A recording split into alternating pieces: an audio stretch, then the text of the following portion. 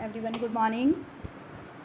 आज हम पढ़ेंगे सीआरपीसी का सेक्शन 24 चैप्टर 2 चल रहा है हमारा। चैनल को सब्सक्राइब कर लें क्योंकि जो भी वीडियो मैं डालूँ आपको मिल जाए, आपके लिए वेरी यूज़फुल होगी सीआरपीसी के पर्पज़ से। अगर आप सीआरपीसी अच्छे से करना चाहते हैं तो मैं इसमें सीआरपीसी बेयर एक्ट के थ्रू पूरा डीपली करा रही हूँ, हर एक पॉइंट करा रही हूँ, हर एक सेक्शन का और हर सब सेक्शन का। जो अनइम्पॉर्टेंट होगा उसे ही छोड़ेंगे हम सीआरपीसी में, बाकी सारा हम कवर करेंगे। देखिए, लोक अभियोजक, सीआरपीसी बहुत इंटरेस्टिंग सब्जेक्ट है अगर उसे ठीक से पढ़ा जाए तो। लोक अभियोजक के बारे में हम इसमें 24 सेक्शन में पढ़ेंगे। इसमें सब सेक्शन कितने हैं? 9 सब सेक्शन हैं 24 के। और इसे कब अंतस्थापित किया गया है? इसे ये देखिए 1978, यहाँ पे हमें दिखा रहा है कि 1978 में इसे अंतस्थापित किया गया है।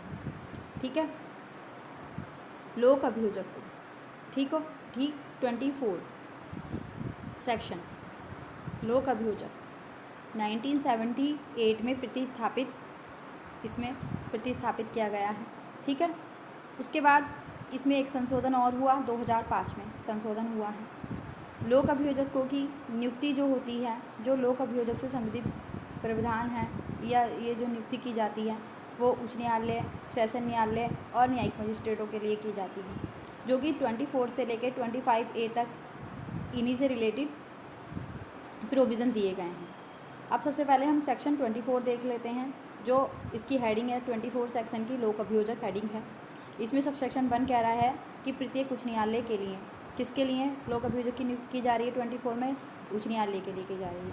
केंद्र सरकार और राज्य सरकार उस उच्च न्यायालय से परामर्श के बाद, कौन कर रहा है परामर्श? केंद्र सरकार और राज्य सरकार उच्च न्यायालय से परामर्श करने के बाद यथाशक्ति केंद्र या राज्य सरकार की ओर से उच्च न्यायालय में किसी केंद्र सरकार की ओर से नियुक्ति की जाएगी या राज्य सरकार की ओर से किसी न्यायालय के अंदर किस लिए की जाएगी? इसमें 3 कार्य दे रखे हैं। देखिए, अभियोजन, अपील और अन्य कार्यवाही।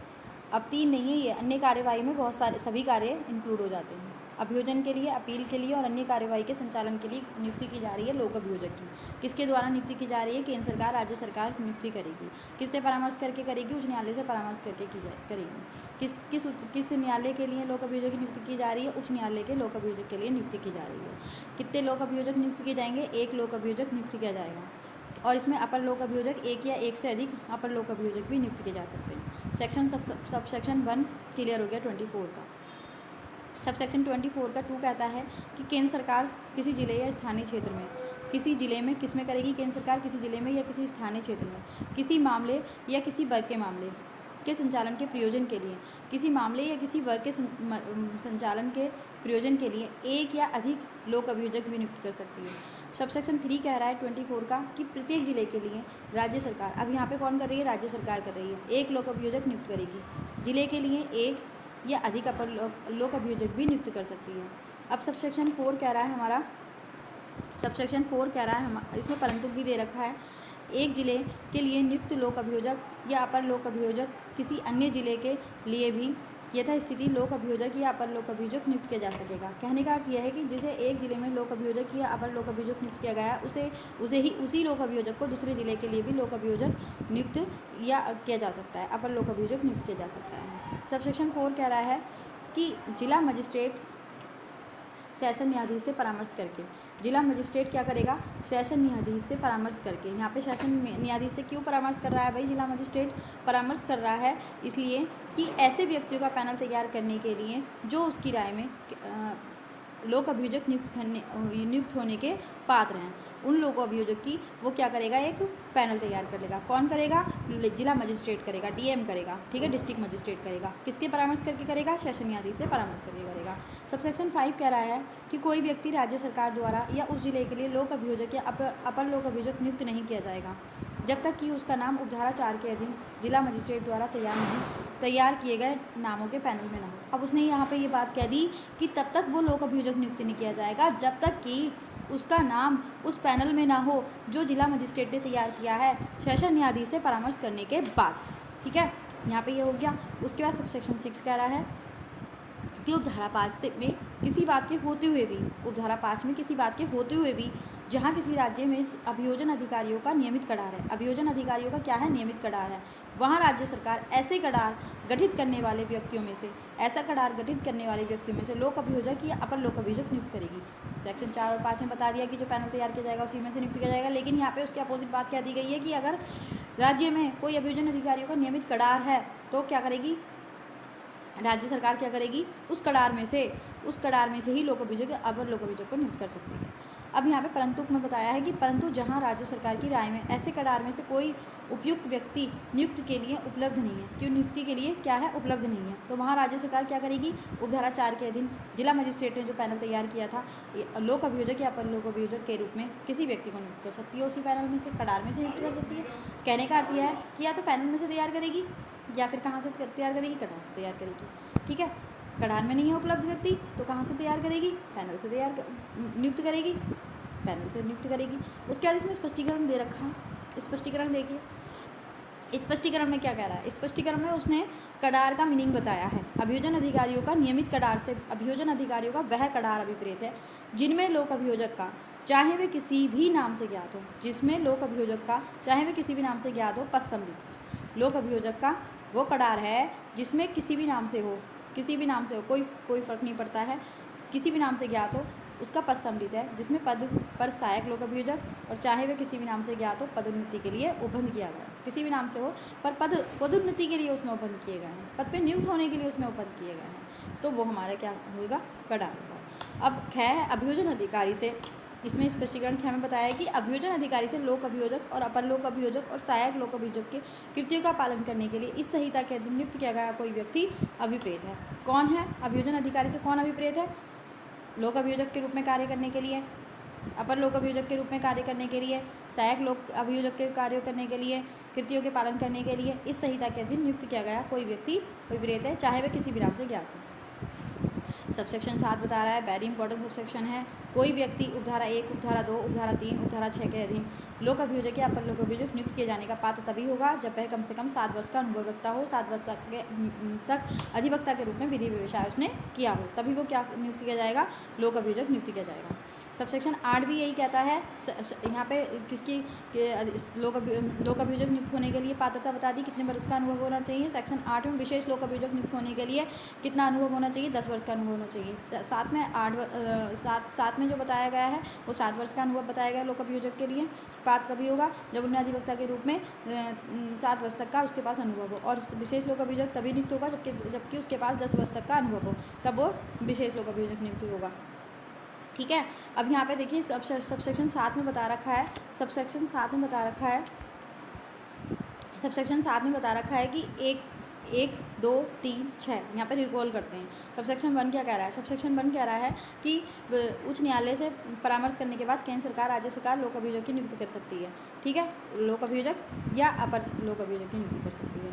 अपर लोक अभियोजक 1 से अधिक होंगे और सहायक लोक अभियोजक 1 होगा उच्च न्यायालय में कार्य करने के लिए, अभियोजन का कार्य करने के लिए, अपील का कार्य करने के लिए, अन्य कार्यवाही करने के लिए। सबसेक्शन 1 ये बता रहा है। सबसेक्शन 2 क्या बता रहा है, सबसेक्शन 2 बता रहा है कि केंद्र सरकार जो होगी किसी वर्ग के मामले के लिए या किसी मामले के लिए, किसी वर्ग के मामले के संचालन के लिए क्या करेगी, लोक अभियोजक नियुक्त कर सकती है। ठीक है, सबसेक्शन 3 बता रहा है कि राज्य सरकार, यहाँ पे 2 में कौन कर रही है, केंद्र सरकार कर रही थी, लेकिन 3 में कौन कर रही है, राज्य सरकार कर रही है जिले के लिए। ठीक है, किसी जिले के लिए क्या कर रही है, लोक अभियोजक की नियुक्ति कर रही है। ठीक है, सबसेक्शन 6 में बताया है कि कड़ार का मीनिंग बता दिया है, स्पष्टीकरण भी है उसमें, परंतु भी है, और कड़ार के बारे में बताया है कि जो कड़ार बनेगा उसमें से राज्य सरकार जो है लोक अभियोजक और अपर लोक अभियोजक की नियुक्ति कर सकती है। ठीक है, क्लियर हो गई यहाँ तक सब बात।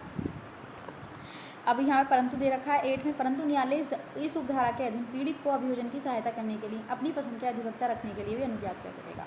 अब सबसेक्शन 9 कह रहा है कि उपधारा 7 और उपधारा 8 के प्रयोजन के लिए उस अवधि के बारे में जिसके दौरान किसी व्यक्ति ने प्लीडर के रूप में विधि व्यवसाय किया है या एक्सपीरियंस मांगा है ना 7 और 8 में, लोक अभियोजक का, विशेष लोक अभियोजक का, लोक अभियोजक या अपर लोक अभियोजक या सहायक लोक अभियोजक किस रूप में कार्य करा हो, उन्होंने 7 और 8 में जो अनुभव बताया वो लोक अभियोजक के रूप में करा हो या अपर लोक अभियोजक के रूप में करा हो या सहायक लोक अभियोजक हो या अन्य अभियोजन अधिकारी के रूप में, चाहे वे किसी भी नाम से ज्ञात हो, सेवाएं की हैं, तो वह वो समय जो जिस समय उसने ये सब इस सब रूप में सेवाएं की थी तो वो समय इसमें काउंट किया जाएगा। ऐसी अवधि को जिसके दौरान वह व्यक्ति अधिवक्ता के रूप में विधि व्यवसाय किया है वो इसमें आएगा।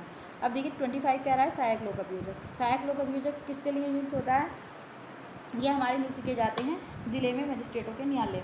ये राज्य सरकार प्रत्येक जिले में मजिस्ट्रेटों के न्यायालय के लिए जो सहायक लोक अभियोजक नियुक्त होते हैं वो जिले में मजिस्ट्रेटों के न्यायालय के लिए नियुक्त किए जाते हैं। राज्य सरकार क्या कर रही है? प्रत्येक जिले में सबसेक्शन बन क्या रहा है? इसमें सबसेक्शन ओनली तीन सबसेक्शन है इसके। पहला सबसेक्शन क्या रहा है कि राज्य सरकार जो होगी वो प्रत्येक जिले में मजिस्ट्रेटों के न्यायालय के लिए राज्य सरकार क्या करेगी? प्रत्येक जिले में मजिस्ट्रेटों के न्यायालय में अभियोजन का संचालन करने के लिए एक या अधिक सहायक लोक अभियोजक नियुक्त करेगी। इसमें क्या पॉइंट है जो अंत स्थापित किया गया? कब अंत स्थापित किया गया है?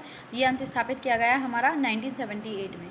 ठीक है, इसमें 1978 में केंद्रीय सरकार मजिस्ट्रेट के न्यायालय में, केंद्र सरकार क्या करेगी? मजिस्ट्रेट के न्यायालय में किसी मामले या किसी वर्ग के मामले के संचालन के प्रयोजन के लिए एक या अधिक सहायक लोक अभियोजक नियुक्त कर सकती है। इसी तरह की बात, सेम बात 24 के सब सेक्शन 2 में भी कह रखी है। ठीक है, यहाँ पे सिर्फ अर्थ इतना है, अंतर इतना है, यहाँ मजिस्ट्रेट के न्यायालय के लिए था, वहाँ पे उच्च न्यायालय के लिए था। ठीक है, सबसेक्शन 2 कह रहा है 25 का जैसा उपधारा 3 में उपबंधित है उसके सिवाय पुलिस अधिकारी सहायक लोक अभियोजक नियुक्त होने का पात्र होगा। यानी इसका अर्थ यह है कि सहायक लोक अभियोजक जो पुलिस वाला होगा वो भी नियुक्त हो सकता है। लेकिन तीसरे में क्या प्रोविज़न दे रखा है कि किन परिस्थितियों के सिवाय, वो परिस्थितियाँ देख लेते हैं यहाँ पे 3 में। अकॉर्डिंग टू पहले 3 आना चाहिए था, उसके बाद अकॉर्डिंगली, यानी पहले 3 आना चाहिए था, उसके बाद 2 आना चाहिए था। पहले 3 पढ़ लेते हैं पहले। जहाँ कोई सहायक लोक अभियोजक किसी विशिष्ट मामले के प्रयोजन के लिए उपलब्ध नहीं है, कोई विशिष्ट प्रयोजन के लिए लोक अभियोजक नियुक्त नहीं है ही नहीं हमारे पास, तो वहाँ पे जिला मजिस्ट्रेट क्या करेगा? किसी भी अन्य व्यक्ति को उस मामले का भारसाधक लोक अभियोजक सहायक लोक अभियोजक नियुक्त कर सकता है। लेकिन इसमें एक प्रोविज़न परंतु दे रखा है कि यदि उस पुलिस वाले ने इन्वेस्टिगेशन करा है उसी मामले का या उसके इन्वेस्टिगेशन में भाग लिया है तो उसको क्या होगा? उसको सहायक लोक अभियोजक नियुक्त नहीं किया जाएगा। या फिर वह क्या है? यदि वह निरीक्षक की पंक्ति से नीचे का है तो भी उसे भी सहायक लोक अभियोजक नियुक्त किया जाएगा। जो सिवाय जो दे रखा था सबसेक्शन 2 में 25 के, वो यही सिवाय दे रखा था, इन दोनों के सिवाय। ठीक है, अभी 25 का अभियोजन निदेशक है। अभी राज्य सरकार एक अभियोजन निदेशक स्थापित करेगी, निदेशालय स्थापित करेगी। कौन करेगी स्थापित? राज्य सरकार स्थापित करेगी। अभियोजन निदेशालय स्थापित करेगी राज्य सरकार, जिसमें एक अभियोजन निदेशक और उतने अभियोजन उप निदेशक होंगे जितने वह ठीक समझे। राज्य सरकार जितने भी चाहे उतने अभियोजन निदेशक को नियुक्त कर सकती है और जितने चाहे उप अभियोजन उप निदेशक को नियुक्त कर सकती है। कोई व्यक्ति अभियोजन निदेशक या उप अभियोजन निदेशक के रूप में नियुक्ति के लिए केवल तभी पात्र होगा यदि वह अधिवक्ता के रूप में कम से कम उसे 10 वर्ष का अनुभव हो, और ऐसी नियुक्ति उच्च न्यायालय के मुख्य न्यायमूर्ति की सहमति से की जाएगी। उच्च न्यायालय के मुख्य न्यायमूर्ति की सहमति से की जाएगी। सबसेक्शन 3 कह रहा है कि अभियोजन निदेशालय का प्रधान अभियोजन निदेशक होगा। अभियोजन निदेशालय का जो प्रधान होगा वो कौन होगा? अभियोजन निदेशक होगा, जो राज्य में गृह विभाग के प्रधान के प्रशासनिक नियंत्रण के अधीन कृत्य करेगा। जो हमारा जो अभियोजन निदेशक होगा वो किसके अधीनस्थ होगा? वो जो हमारा गृह मंत्रालय है, गृह विभाग है, उसके प्रधान के अधीनस्थ रहते हुए कार्य करेगा।